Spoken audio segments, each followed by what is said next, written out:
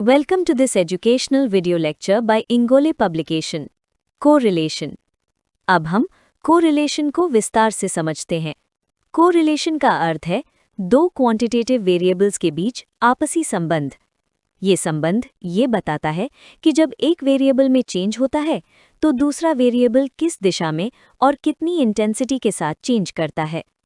Correlation ये नहीं बताता कि एक वेरिएबल दूसरे का कारण है, बल्कि ये बताता है कि उनके मूवमेंट्स आपस में कैसे जुड़े हुए हैं.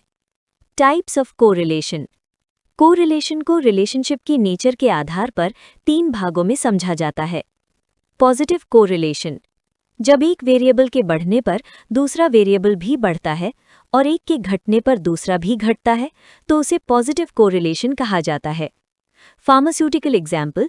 यदि ड्रग की डोज बढ़ाने पर थेरेप्यूटिक रिस्पॉन्स बढ़ता है तो डोज और रिस्पॉन्स के बीच पॉजिटिव कोरिलेशन होता है.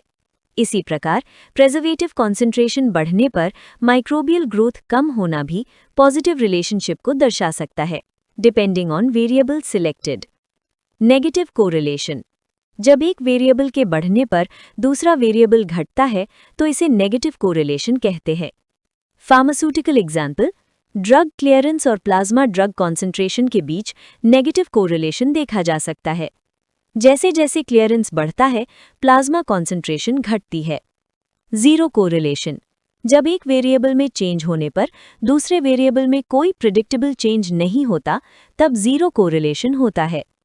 Pharmaceutical example. टैबलेट कलर और ड्रग बायो अवेलेबिलिटी के बीच सामान्यतः कोई डायरेक्ट रिलेशनशिप नहीं पाया जाता, इसलिए यहाँ जीरो कोरिलेशन होता है.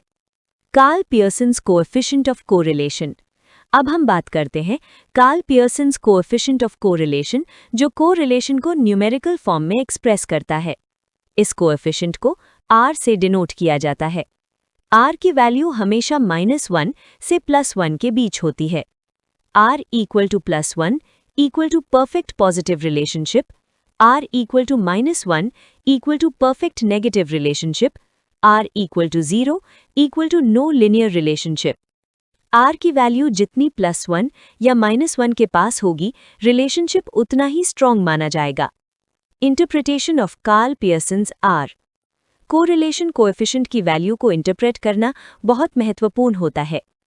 R equal to +0.8 या उससे अधिक तो strong positive relationship, R equal to +0.3 से +0.7 तो moderate positive relationship, R equal to +0.1 से +0.2 तो वीक पॉजिटिव रिलेशनशिप.